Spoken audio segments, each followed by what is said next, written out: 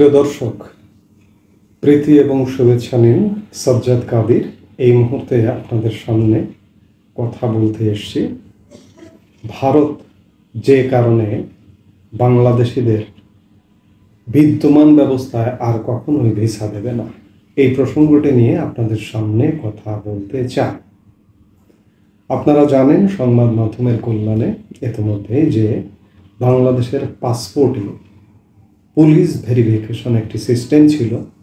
Passport দেওয়ার আগে পুলিশের যাচাই বাছাইয়ের ব্যবস্থা ছিল, সেটি বাতিল করা হয়েছে।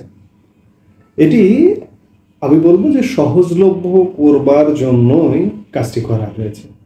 এই জন্য মোহাম্মদ ইউনূস সরকারকে মোহাম্মদ ইউনূসের নানা রকম নেতিবাচক কাজের মধ্যে নাগরিকদের একটি সেবায় সহজীকরণ করবার জন্য মোহাম্মদ ইউনূস সরকারকে ধন্যবাদ জানাই, সাধুবাদ জানাই যে অন্ততপক্ষে জটিলতাটা একটু কমল। কারণ আপনি একটি পাসপোর্ট করতে গেলে আপনি একটু শক্তপোক্ত মানুষ না হলে আপনার কাছে পুলিশ ভেরিফিকেশন করতে এসে পুলিশ চাঁদা, উৎকোষ যেটিই বলি না কেন মাস্ট আপনার কাছে নেবে। আবার আপনি দালাল দিয়ে পাসপোর্ট করাবেন, সেই দালালের মধ্যেও পুলিশের একটি অংশ থাকে। অর্থাৎ পুলিশকে টাকা না দিয়ে আপনি পাসপোর্ট বের করবেন, এটি ওই যে বললাম যে আপনি যদি একটু হোমড়া চমড়া না হন মাস্ট আপনার কাছে পুলিশ টাকা নেবে। সেটি বন্ধ করা হয়েছে, অর্থাৎ পুলিশের এই খাতের ইনকামটি বন্ধ করা হয়েছে। সাধুবাদ পাবার যোগ্য, সাধুবাদ পাবার মতো বিষয়। কিন্তু প্রশ্ন হলো যে আমার যে পাসপোর্টের ভেরিফিকেশন সিস্টেমে পুলিশের নিশ্চয়তা থাকলো না, কিংবা নিশ্চয়তা যদি থাকতো যে পুলিশ ভেরিফিকেশন থাকতো, পুলিশকে পয়সা দিয়ে টাকা দিয়ে সন্ত্রাসী, দুর্বৃত্ত, এমনকি নাম বদল করে পর্যন্ত পাসপোর্ট নেবার নজির আছে, এবং সেই পাসপোর্ট দিয়ে অনায়াসে বিদেশে পালিয়ে যাবারও নজির আছে। কাজেই পুলিশ ভেরিফিকেশনটা থাকা না থাকা খুব বেশি ম্যাটার করে না, কারণ একটি শ্রেণী দুর্নীতির একটি জায়গা পায়।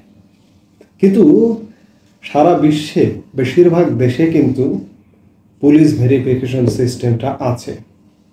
বাংলাদেশের একজন মানুষ প্রথমত পাসপোর্টটি হাতে পেয়ে সবার আগে কোথায় যায়? সবার আগে প্রথম গন্তব্য কিন্তু ছিল 2024 সাল পর্যন্ত ভারত। অন্য কোথাও, পৃথিবীর অন্য কোথাও যাক বা না যাক, ভারতের ভিসা পাসপোর্টে, বাংলাদেশের শতভাগ মানুষের পাসপোর্টে লাগবেই। এবং আমি বলবো যে 80% মানুষ শুধু ভারত ছাড়া আর কোথাও যান না। চিকিৎসা, শিক্ষা, ভ্রমণ, বিভিন্ন কারণে এবং ব্যবসা বাণিজ্যের কারণে ভারতেই শুধু যান। এমনও পাসপোর্ট দেখবেন যে ভারতের ভিসা ছাড়া সেই পাসপোর্টে আর কোনো ভিসা নেই। সেই জায়গায় এখন এই যে এখনকার যে ব্যবস্থা, আমি নাগরিকদের জন্য সহজলভ্য করলাম। ধরে নিলাম যে আমার এনআইডিতে আমার পুলিশ ভেরিফিকেশন লাগে না, আমার বার্থ সার্টিফিকেটে আমার পুলিশ ভেরিফিকেশন লাগে না, সেগুলো আভ্যন্তরীণ ব্যাপার। কিন্তু একটি পাসপোর্ট বহির্গমন বিষয়ক ব্যাপার। আজকে এই বিষয়টি আরও সহজ হলো সন্ত্রাসী, দুর্নীতিবাজ তাদের জন্য, যে পুলিশ ভেরিফিকেশন ছাড়াই একটি পাসপোর্ট পাওয়া যায়। এই জায়গাটি কিন্তু অ্যালার্মিং, এমনকি ভারতের জন্য। আমি শিরোনামটি যেটি দিয়ে শুরু করেছিলাম যে ভারতের ভিসা এই মুহূর্তে বন্ধ আছে। নামকা ওয়াস্তে চিকিৎসা ভিসা, তাও আবার চিকিৎসা ভিসাও পর্যাপ্ত দেওয়া হচ্ছে না, সন্তোষজনক না হলে দেওয়া হচ্ছে না। এডুকেশন ভিসা সেটিও চালু আছে, সন্তোষজনক না হলে দেওয়া হচ্ছে না। ওভারঅল ভিসা এই মুহূর্তে ভারতের বন্ধ। আজকে যখন আমার পাসপোর্ট আমার নাগরিকদের জন্য সহজীকরণ করা হলো, তখন পুলিশ ভেরিফিকেশন ছাড়া যখন আমার পাসপোর্ট দেওয়ার ব্যবস্থা করা হলো, তখন ভারত কি ভিসা আদৌ চালু করবে?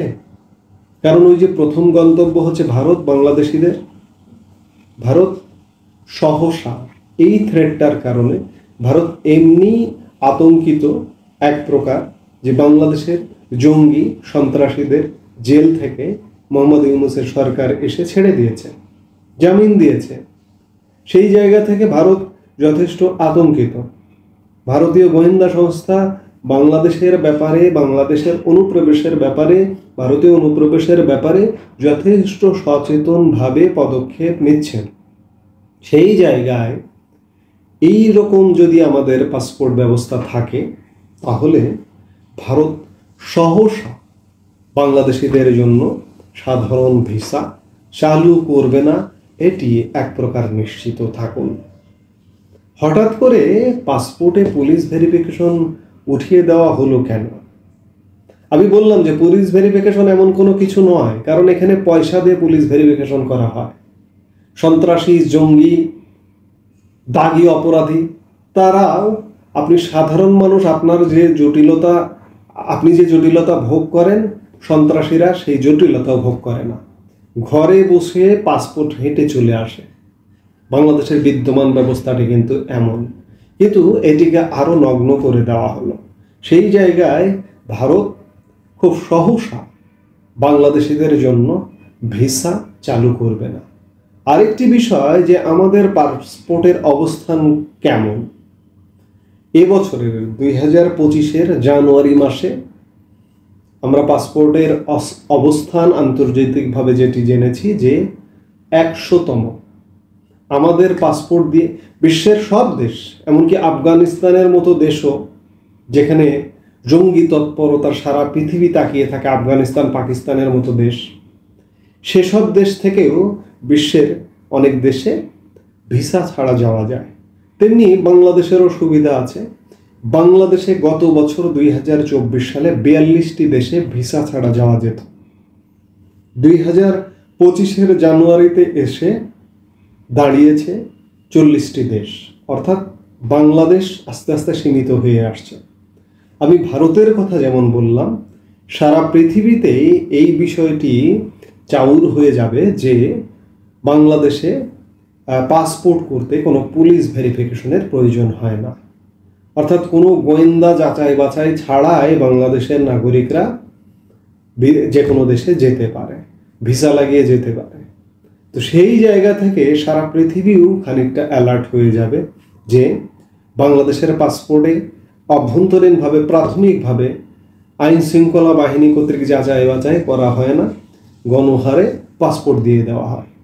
কাজেই আমি আজকে বলছি 42টা আস্তে আস্তে সীমিত হয়ে আসবে, এবং অনেক উন্নত দেশে আমার পাসপোর্ট দিয়ে আমি ভিসা আবেদন করলে আমার ভিসা রিফিউজ হয়ে যাবার সম্ভাবনা আছে।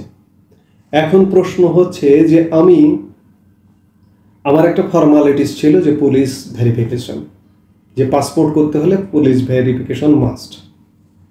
সেটি পয়সা দিয়ে দুর্নীতির মাধ্যমে যেভাবেই হোক না কেন ভেরিফিকেশনটা নেওয়া হতো, কিন্তু এটি একটা সিস্টেম ছিল। কিন্তু সেই সিস্টেমটি হঠাৎ করে উঠিয়ে দেওয়া হলো।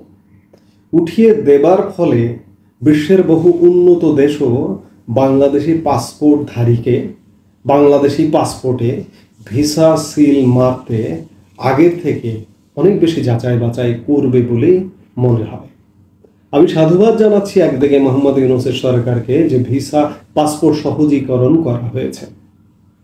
এই পাসপোর্টটা সহজীকরণ করাটা এইভাবে না করে পুলিশের যে দুর্নীতি সেটি বন্ধ করা যেত কিনা, এবং পুলিশের সেটি ওয়ান স্টপ সার্ভিস করা যেত কিনা, আরও দ্রুতগতির পুলিশের সেবাটা দেওয়া যেত কিনা, সেই দিকে না করে পুলিশ ভেরিফিকেশনই বন্ধ করে দিলাম।